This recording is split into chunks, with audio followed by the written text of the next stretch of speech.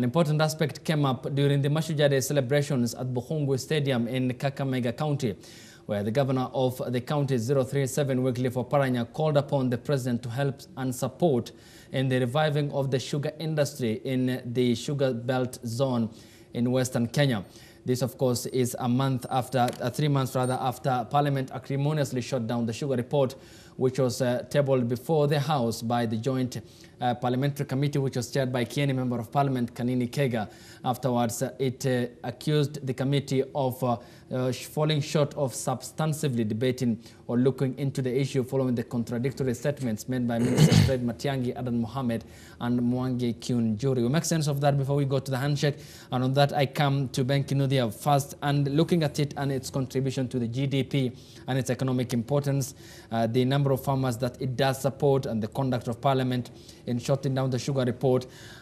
Is it an uncertain future? And are we looking at a situation in which we do not know our fates as citizens because of the sugars on our shelves that are likely to contain mercury, lead, and copper, because there's no clear instance provided by the report which was shut down by Parliament in August?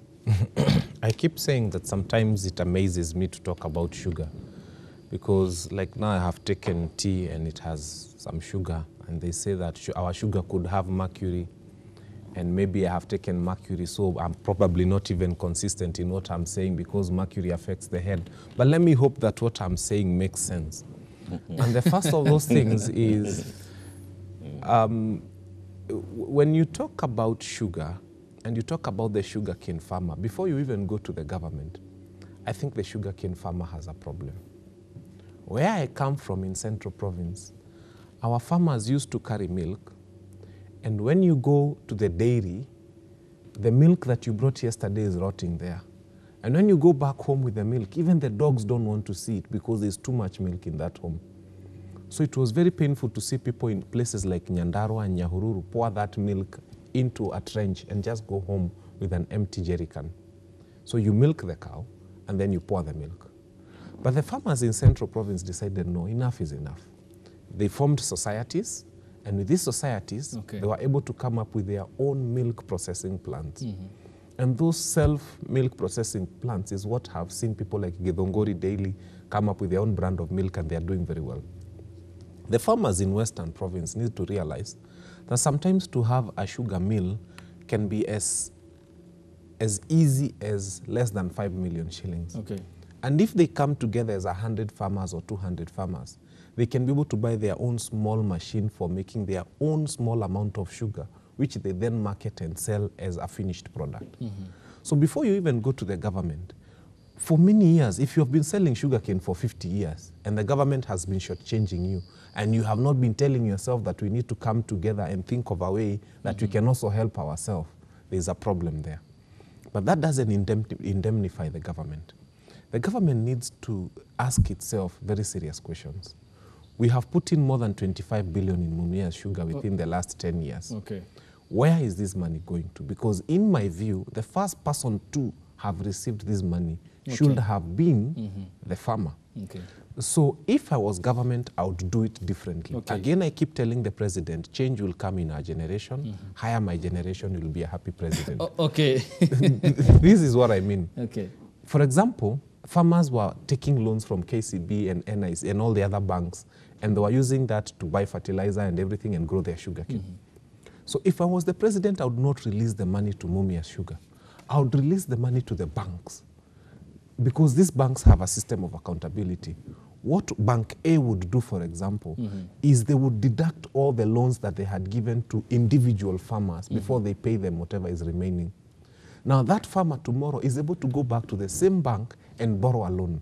And then the bank, the government every time, instead of giving money to Mumia's sugar, should be giving to the banks. So the banks, what they'll do is deduct their loan amounts and give the farmer whatever is left. So there is a way to do this differently, only that we keep doing things the stupid way. Which way is the question, though, despite the leaders of the region expressing that at the podium represented by Kakamega County Governor Wycliffe Oparanya? Before I come to you, Karen Diaze, this is what Wycliffe Oparanya had to say at the podium during the Mashujade celebrations. Of course, this is perhaps a strained position from with which farmers in the country, the maize farmers, the sugar farmers, and milk, of course, farmers in the country have been treated for long. And of course, criticisms were growing or gathering pace on the members of parliament from Western Kenya, who some of them absconded when Parliament debated the sugar report, which was subsequently shut down. But again, those who participated, most of them did oppose the report by the Kenyan Member of Parliament, Kanini Kega, when he tabled the report before the House. These are the remarks made by Wycliffe Oparanya during the celebrations. Zetu za Mumias zimefunga. Kamundi yetu ya Nzoia karibu kufunga. Ningekuomba tu ukiwa rais, ninajua tayari unachukulia hayo mambo. Every country that has developed into prosperity has had a dedicated and effective public service that is trusted by its citizens. The factories that are not paying farmers promptly need to step up seriously to meeting their obligations in a timely and convenient manner. Kakamega Governor Wycliffe Oparanya speaking there. Coming to Karen Diazu on this, a lot has happened ever since August, and this perhaps has become some sense of political campaign rhetoric with regards to the reviving of the sugar industry. But what is the way forward here for the Western region and its leaders perhaps taking the tall step forward with regards to leading from the front and paving the route for them, for the farmers to roll on? Because here what's needed is leadership and focus on the sugar industry in that part of the country, because it's the economic point of many farmers in western part of the country. So how well do they need to maneuver around these difficulties, and their leaders need to be coming up with frameworks and policies that help these farmers attain the living standards that they ought to have gotten? I think, Ayub,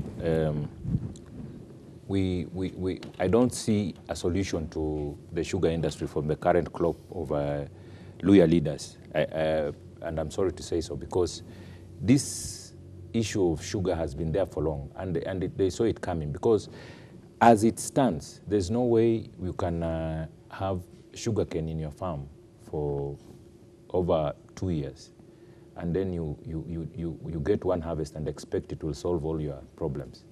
Or it is the breed of sugar we are planting in Western Kenya today is not economically viable. Mm-hmm. That is where the problem is. All these other things about the sugar closing and imports and what have you, that is politics. But the truth of the matter is that the breed of sugarcane we are planting now is not economically viable, given that in other countries, and in Kwale specifically, mm-hmm. who have just started planting sugar the other day, mm-hmm. they have this new breed that is going for within 6 months, and they have harvested. So while ours stays in the farm for 2 years, mm-hmm. the one in Kwale would have been harvested 3 or 4 times. I mean, there's totally different time. Yeah, and that's what it takes, because if your product is not coming cheap, mm-hmm. then it becomes very impossible for you to compete with the other people who are doing it at a cheaper. Their production costs are a little bit lower. Okay. So that is the bone of contention. And I hope when Governor Oparanya sits down with this committee, I don't know why they have to sit down, okay. because as a leader from that region, you should be having answers in your fingertips. You see, for example, like in Kiambaa here, if you go to the Kenya Bureau of Statistics, mm-hmm. and you ask them the numbers in terms of dairy farming, they will tell you that Kiambaa produces more milk than the entire Rift Valley. Because what they did, the Rift Valley are still breeding the old cattle breed. Mm-hmm. And Kiambaa, I think they have a breed from either Australia or South Africa, which is milked 3 times a day and produces, each milk session produces around 20 liters. Okay. So while one farmer in Kiambaa gets 60 liters, or let's say 40 mm-hmm. per cow, mm-hmm. In Rift Valley they will get 15 liters in a day. So the differences in terms of incomes is like day and night. Okay. And that is a small region producing more milk than a bigger region that could have produced milk that would have served the entire Africa region. In saying so then, I mean, Kenyan, do you mean that this need to change the tact from what we are practicing now, especially for the sugar farmers, because that is the context of our discussion, to perhaps a more viable crop that in less than 2 years will be harvested and will have, I mean, a significant impact on the farmers and the general economy of Luhya nation and, of course, the country at large? Yes, honestly, that is the bitter truth. If the new breed of, if there's a feasibility study that I hope has already been done, and it proves that it's impossible for, maybe the weather condition in Western Kenya cannot allow the new breed of sugarcane to grow, then I would put it to our leaders down there that in the recommendations that you'll put before government, make sure that you have an answer to a substitute crop. There's so many other crops that you can do in Western Kenya because we have very fertile soil. For example, fruit farming, and especially pawpaw and avocado. Okay. The soil is very adaptive to these fruits. We can go there and do fruit farming, then do for exports. And most importantly, I remember the late Excellency Michael Omalwa, his soul rest in peace. He had a 14-point development program. I will not discuss that program here. I will challenge the current Luhya leaders to go and look into that program and ask themselves that Wamalwa Kijana in 1990s had a 14-point development program. And it's a very good economic program for the transformation of Western Kenya. And it talked about various industries and what can be done to improve the economy of Western Kenya. Because as we speak today, there is no economic activity that can employ even 1,000 people in Western Kenya. Oh, okay. Yeah.